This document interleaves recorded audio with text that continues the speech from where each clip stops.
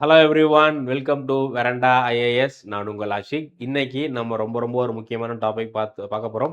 So news எங்கே திறந்தாலும் delimitation பற்றி தான் இருக்குது. ஸோ டீலிமிட்டேஷன் பற்றி நேற்று இந்த ஹிந்துவில் ஒரு முக்கியமான ஆர்டிகிள் வந்திருந்தது. அதில் இந்த டீலிமிட்டேஷனால் எந்தெந்த ஸ்டேட்ஸ்க்கு லோக்சபாவுடைய சீட் வந்து இன்க்ரீஸ் ஆக போகுது, எந்தெந்த ஸ்டேட்டுக்கு டிக்ரீஸ் ஆக போகுது அப்படிங்கிறத பற்றிலாம் வந்து ஒரு டீட்டெயில் கொடுத்துருந்தாங்க. அதை தான் நம்ம பார்க்க போகிறோம். ஓகேவா? ஸோ பார்லிமெண்ட்டில் டீலிமிட்டேஷனுக்காக ஒரு முக்கியமான பில் வந்து கொண்டு வராங்க. இது மூலியமா பார்லிமெண்ட்ல லோக்சபாவுடைய சீட்டை 850 இன்க்ரீஸ் பண்றாங்க. இதுக்கு தமிழ்நாடு போன்ற நிறைய சதர்ன் ஸ்டேட் அப்போஸ் பண்றாங்க. ஏன் அப்படின்னா இந்தியாவுடைய கான்ஸ்டிடியூஷன்ல லோக்சபா சீட்ஸ் பத்தி சொல்லும்போது, ஸோ லோக்சபா சீட்ஸ் அப்படிங்கிறது ப்ரொபோர்ஷனல் டு த பாப்புலேஷன். இப்போ 1,00,000 பேர்த்துக்கு ஒரு சீட் அப்படின்னா அது இந்தியா ஃபுல்லா ஒரே மாதிரி தான் இருக்கணும். இப்போ தமிழ்நாட்டில் ஒரு கான்ஸ்டிடியூன்சி 1,00,000 பேர் இருக்காங்க அப்படின்னா அதே மாதிரி எல்லா கான்ஸ்டிடியூன்சிலும் 1,00,000 பேர் தான் இருக்கணும் அப்படிங்கிற மாதிரியான ஒரு விஷயம். ஒன் ஓட் ஒன் வேல்யூ அப்படிங்கிற ஒரு கான்செப்ட் இருக்கு. ஸோ அதனால இப்போ லோக்சபாவுடைய சீட் இன்க்ரீஸ் பண்ண போறப்போ 2011 சென்செக்ஸை யூஸ் பண்ண போறாங்க. இதனால பார்த்தீங்க அப்படின்னா சதர்ன் ஸ்டேட்டோடைய அந்த என்னதான் 50% அப்படிங்கிற அந்த பர்சன்டேஜ் சொன்னாலும் அந்த நம்பராக பார்க்கும்போது சீட்டோட நம்பராக பார்க்கும்போது நம்பர்ஸ் வந்து கொஞ்சம் தமிழ்நாடு மாதிரியான சதர்ன் ஸ்டேட்டு கம்மியாக போகுது. ஸோ அதில் எந்தெந்த ஸ்டேட்டுக்கு எவ்வளோ போக வாய்ப்பு இருக்குது அப்படிங்கிறத வந்து பார்க்கலாம். ஸோ இதுதான் நேற்று இந்த ஹிந்துவில் வந்த முக்கியமான article. How proposed delimitation would redraw political map of India அப்படிங்கிற இது வந்து கொடுத்துருந்தாங்க. இதில் இந்த சீட் சேஞ்ச் பண்ணுறதுனால இந்த இன்க்ரீஸ் பண்ணுறதுல எந்தெந்த ரீஜன் ஈஸ்ட் இந்தியாவுக்கு எவ்வளோ போக போகுது, அதே மாதிரி இந்த ஹிந்தி பெல்ட்னு சொல்லுவோம் இல்லையா, அதுக்கு எவ்வளோ போக போகுது, நார்த் ஈஸ்ட்டுக்கு எவ்வளோ, சதர்ன் ஸ்டேட்டுக்கு எவ்வளோ, வெஸ்ட்டுக்கு எவ்வளோ அப்படிங்கிற மாதிரியான விஷயம்லாம் கொடுத்துருந்தாங்க.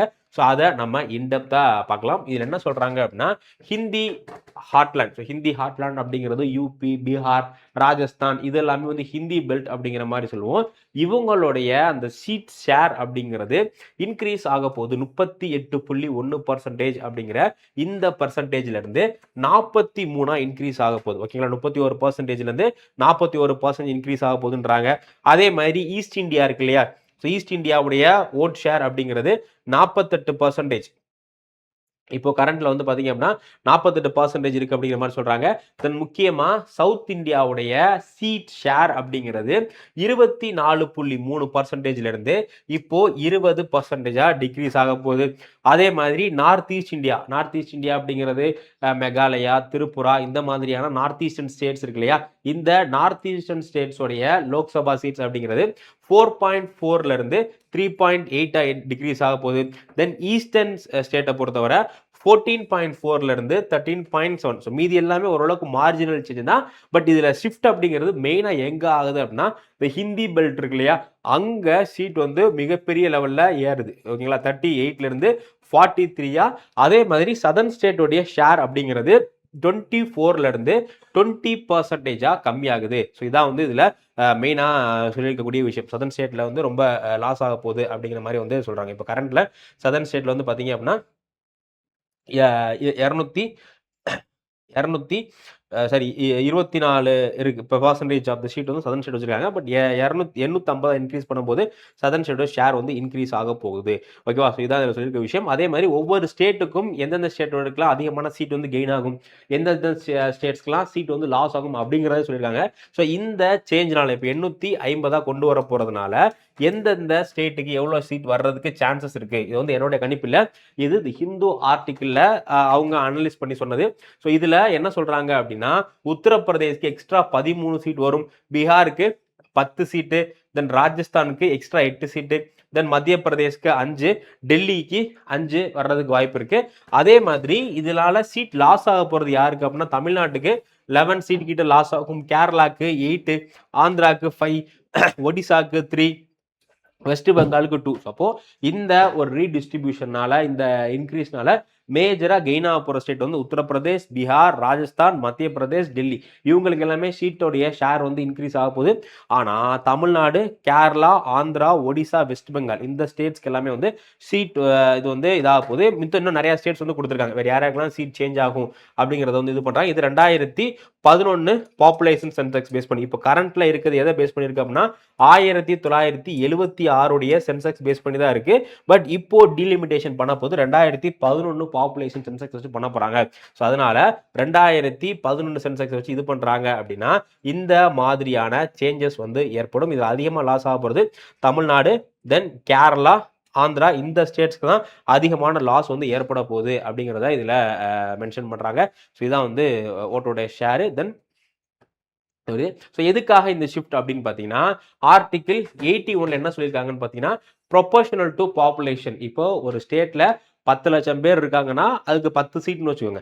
இன்னொரு ஸ்டேட்ல 15 லட்சம் பேர் இருக்கும்போது அதுக்கு 15 சீட் கொடுக்கணும். ஓகேங்களா? ஏன்னா அப்பதான் இந்தியாவில் எல்லாருடைய, இப்போ நான் இருக்கேன் அப்படின்னா என்னோட ஓட்டுக்கும் ஒரு வேல்யூ தான் இருக்கணும்.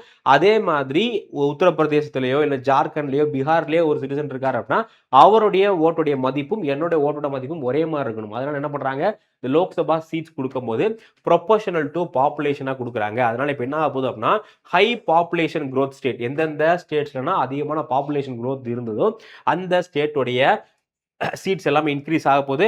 அதே மாதிரி தமிழ்நாடு மாதிரியான ஸ்டேட்ஸ், நம்ம சதர்ன் ஸ்டேட்ஸ் எல்லாமே அப்பவே 1970 இருந்தே இந்த பாப்புலேஷனுக்கான நிறைய பாலிசிஸ் எல்லாம் போட்டு பாப்புலேஷன் growth-ஐ ஓரளவுக்கு நம்ம ஸ்டேபிள் ஆக்கிடும். இப்போ சதர்ன் ஸ்டேட்டோட பாப்புலேஷன் இது பார்த்தீங்க அப்படின்னா ஃபெர்டிலிட்டி ரேட் அப்படிங்கிறது டிஎஃப்ஆர் அப்படிங்கிறது டோட்டல் ஃபெர்டிலிட்டி ரேட், சராசரியா ஒரு ரீப்ரொடக்டிவ் ஏஜ்ல ஒரு பெண் எவ்வளோ குழந்தை பெற்றுக்கிறாங்க அப்படிங்கிறது தான் டிஎஃப்ஆர். ஸோ இப்போ சதர்ன் ஸ்டேட்ல டிஎஃப்ஆர் அப்படிங்கிறது 1.5 இருந்து 1.8 தான் இருக்கு. பட் நார்த்தன் ஸ்டேட்ல வந்து பார்த்தீங்க அப்படின்னா பீகார், யூபி இந்த மாதிரி ஸ்டேட்ல ரொம்ப அதிகமாக இருக்கு. ஒரு சில 2.5, 3 அந்த மாதிரி வந்து அதிகமாக இருக்கு.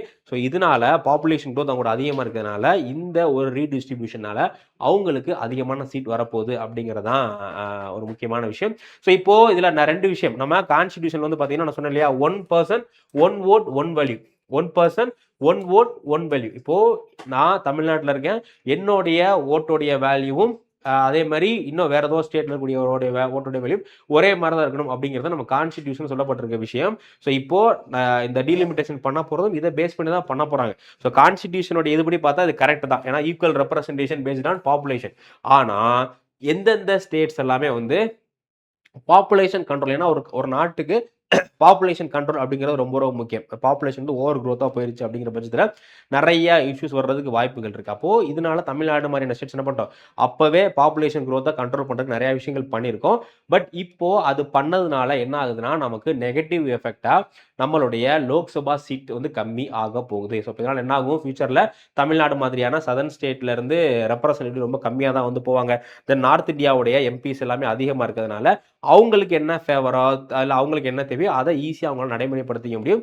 தமிழ்நாடுடைய வாய்ஸ், சவுத் இந்தியாவுடைய வாய்ஸ் வந்து கம்மியாகிறதுக்கு வாய்ப்பு இருக்குது அப்படிங்கிறதான் தமிழ்நாடு மாதிரியான ஸ்டேட்ல இருந்து இருக்கக்கூடிய பொலிட்டீஷியன்ஸோடைய ஒரு ஸ்டாண்டாக இருக்கு. ஸோ இதுதான் விஷயம். நம்ம ஈக்குவாலிட்டி அப்படிங்கிறபடி பார்த்தோம் அப்படின்னா கவர்மெண்ட் பண்ணுறது கரெக்ட், பட் எஃபிஷியன்சி அப்படிங்கிற இந்த ஒரு விஷயம் படி பார்த்தோம் அப்படின்னா நம்ம எஃபிஷியண்டாக பாப்புலேஷன் கண்ட்ரோல் பண்ணியிருக்கோம். பட் நார்த் இந்தியாவில் அவங்க எஃபிஷியண்டாக பாப்புலேஷனை கண்ட்ரோல் பண்ணல. பட் இப்போ அதனால அவங்களுக்கு ஒரு கிஃப்டாக இருக்கு, நம்மளுக்கு அதனால ஒரு பனிஷ்மெண்ட்டாக இருக்கு அப்படிங்கிறதா. So reward state with higher fertility and lower development outcome. So இதான் வந்து இந்த இது. ஸோ இதை பற்றி உங்களுடைய ஃபீட்பேக் என்ன அப்படிங்கிறத சொல்லுங்க. நம்ம தொடர்ந்து இந்த டாபிக் பற்றி பார்க்கலாம். அடுத்து இதோடைய முக்கியமான ஆர்டிகிள்ஸ் என்ன அப்படிங்கிறத நம்ம எக்ஸ்பிளைன் பண்ணலாம். இந்த டாபிக் பற்றி உங்களுக்கு வேற ஏதாச்சும் வீடியோ வேணும் அப்படின்னாலும் மறக்காம கமெண்ட் செக்ஷன்ல சொல்லுங்க, நம்ம அந்த வீடியோவும் வந்து மேக் பண்ணி போடலாம். ஸோ மறக்காம எல்லாரும் நம்ம சேனலை சப்ஸ்கிரைப் பண்ணிடுங்க. நம்ம அடுத்த வீடியோ சந்திக்கலாம். Thank you guys, thank you. Veranda IAS, where your dream becomes reality.